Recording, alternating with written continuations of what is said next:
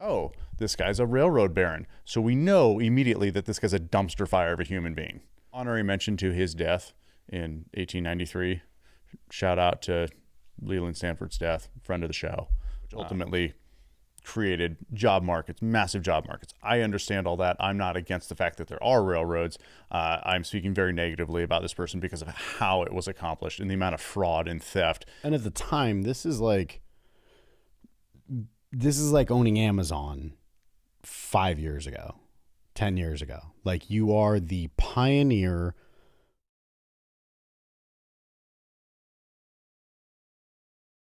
Well, Branden, tell us about those sick jerks at Stanford. So, we're going to get demand letters ourselves. This is going to be great. So ultimately, Eddie and I have been talking more and more about different kinds of content, and we've been doing a lot of conspiracy theory stuff, and we like that and enjoy that. It's a lot of fun. But I also was like, you know what? There is so much garbage out there that's true.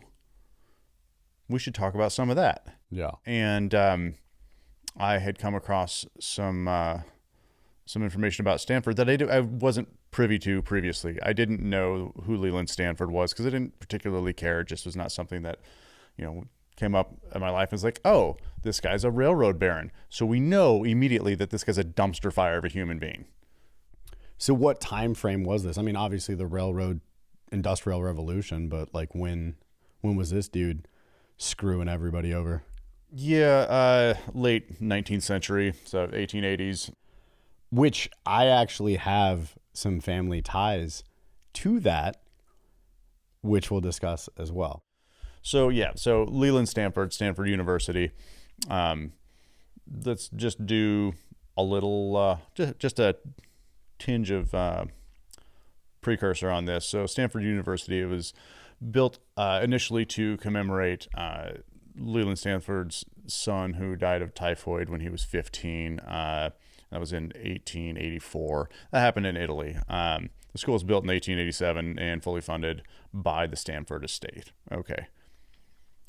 That's about as heartwarming as this story gets. What did his son die of? Typhoid. Oh, you said that. Sorry. Yeah, no worries. So a little bit about Leland here. Railroad baron. He was also a U.S. Senator in California, and his reputation preceded him. Everybody knew what a degenerate piece of shit he was. Honorary mention to his death in 1893. Shout out to Leland Stanford's death, friend of the show. Kind of early life for him. Failed lawyer at age 24. And so... You've said enough. I have? Go on. Oh, okay. Fair. He decided to go out to California, which was during the gold rush. Ultimately, he wanted to sell supplies to miners because that's where everybody was. So selling supplies was easy money. And so that's my family's connection, actually. Oh, is the mining? Okay, go. So my family on my mom's side basically was... trying to decide how much information to give here. However, the Patterson fortune, the Pattersons were in the Bay Area in the 1830s, if I'm not mistaken, and they owned a bunch of land there, and they were farmers there. Gold rush happens, all of a sudden, they're doing real well. And rather than getting into the gold rush themselves and buying mining claims and all that, they continue to buy land and farm the land. And they were basically supplying all of the miners in the gold rush with the food. So you were talking about Leland Stanford. They were linked up with the Pattersons. My family has a lot of ties with the Bay Area and all of the things that have happened in the Bay Area. I also real quick want to point out, it's not lost on me that the railroads brought commerce and industry to the West Coast, which ultimately created job markets, massive job markets. I understand all that. I'm not against the fact that there are railroads. I'm speaking very negatively about this person because of how it was accomplished and the amount of fraud and theft and just absolute debauchery that is associated with how the railroads were built and why the university is there and the ties to what a filthy piece of trash Leland Stanford is. I genuinely think that like they probably haven't made very many solid movies about that whole situation based upon the fact that California would like axe that immediately. Oh, the university Hollywood. still does. Yeah, Yeah, well, they yeah. do, because there's obviously, this is not front page news, right? So most people don't know about it because they don't care, because it doesn't really matter now, because what's done is done over a century ago. Like, what are you going to do? You can't undo the past. But there are student protests all the time. Kids that go to Stanford that know about this and protest and are demanding all kinds of. And of course, the university is nope, none of it's no. There's nothing to see here. Yeah. We're not acknowledging any of it. Oh, okay, well, here's a statue to commemorate something. Like, it's just a lot of very, very small political gestures that amount to nothing. Right. To try to cover up, fix. Yeah, to fix, if you will, but bridges. Instead of just saying, yeah, that was really gross that this is how this started. Right. And that's not who we are anymore. Instead, there's like, nope, never happened, which means that's still who they are. Which is really, they being the people running the college. It's pretty disgusting, but pretty interesting piece of history as it is. So had a good bit of success selling supplies to miners. When he was in California, he had expanded his company out to a couple of other states and surrounding states that were also having some success with gold mining, and then saw an opportunity to get into railroads. And so this is where he built his dynastic wealth, was in the railroad industry. And he had a railroad route that no one else knew about ultimately. And that's, For what? When I say no one else knew about, it was the most effective or conducive place to start to put the first railroad. And I'm not an engineer, so I'm not going to get into, and I didn't do much research on what this route was, but this is how he got his foot in the door to be able to procured the land, or he found the route. He found a route and then started to leverage some of the wealth and success that he had from his supplies companies, and then tag teamed up with a couple of other guys that were also up and coming and becoming very successful in the space. They all got together, started. Was it Transcontinental Railroad? Which railroad was it? Central Pacific Railroad, and they ultimately were able to lock into and defraud the U.S. government with all of their railroad subsidies. Okay. They pretty much took him over, and because he was a U.S. senator, he was able to leverage his seat to pretty much make sure that nobody else had a chance. Wait, so you're saying that Californian politicians are gross? Corrupt AF? Huh, I know, right? It's like, who would even believe that? Oh, wow. French laundry. Right. Yeah. So they knew that, of course, the project is way too big for any private company to finance at the time. It's just all there was to it. So they pursued government financing. They needed the subsidies, and they knew whoever had those subsidies was going to be able to control the railroad. So in 1862, Lincoln had signed the Railroad Act, and this act granted access across the country and enforced eminent domain wherever it was needed.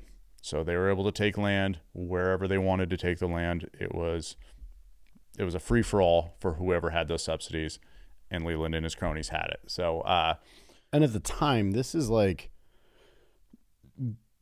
owning Amazon 5 years ago, 10 years ago. Like, you are the pioneer for the future of everything in the market. Mm-hmm. Okay. Yeah. Some of these notes started with me being a little bit drunk at 9:00 at night. And I can see that clearly now. Right. So the government paid different sums to the railroad depending on the terrain. So flat land paid less. Right. If you had rolling hills, then they would pay more per square mile. And if you had mountainous terrain, then of course you get even more money. So, well, who was the arbiter of what the land looked like and what was being submitted to the government for requests on whether or not, what this mileage looked like, the terrain looked like? So of course it's Leland's engineers. So everything was the mountains. It was the mountains all the way from, Mississippi all the way to Los Angeles, right? Right. It was all mountains. There's no questions about it. So of course the government representatives are like, well, this is clearly inaccurate. So they would send, they'd occasionally send their own surveyors out to verify these claims that everything is a mountain and it's absolutely treacherous and we need the most amount of money possible. And so Stanford, of course, what they would do is they would find out who the engineers are that are coming out, and they would pay their way over with the most luxurious accommodations, and it just essentially and effectively buy them off entirely. So then the engineers would come back and be like, nope, it's all mountains. Sorry, U.S. government. And of course, U.S. government, some of the people at the time knew it was BS, but they also needed the railroad. So while they knew that they were being defrauded, they let it happen anyways because the railroad had to be built. Yeah. And so, and of course, you can figure that the U.S. government knew that also when it was all done, then they could come back around and start slapping wrists, which is what they did.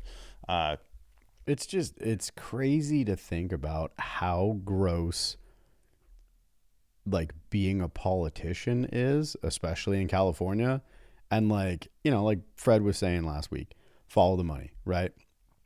But think about that. Like 1800s, they were like, oh, well, I'm now in a position of power as a statesman, which, you know, the founding of the country, it meant it was an honor to serve, right? And it wasn't considered like ooh, hell yeah, I'm going to get rich. But it was like your civic obligation, right? Sure. They didn't do it for pay. They did it because they cared about the country and the job and all the different things associated with it. So they literally dedicated their own time for free to do the job. Right. And then somebody along the way just goes, you know what? I'm a complete scumbag and don't deserve to be here, so I'm going to steal all I can. And there's no checks and balances. You know what also stopped around that same time? Tar and feather. Are you tired of big corporations farming you for views? So are we. We're just two poor guys that are trying to put together a podcast. So if you can give us some help by doing a like, share, comment, subscribe, or save, it helps us trend in the algorithms. Thanks.